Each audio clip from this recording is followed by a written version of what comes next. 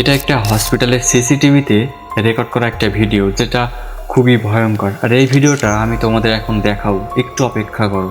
তো ঘটনাটা হয় কি, একজন ডক্টর যে কিনা একজন রোগীকে অপারেশন করছিল, তখন হঠাৎ করে ওই অপারেশন রুমে একটা ভৌতিক ঘটনা ঘটে যায়। একটা ফাঁকা হুইল চেয়ার ওই ডাক্তারকে তাড়া করে, কিন্তু ওই হুইল চেয়ারে আসলে কেউই ছিল না।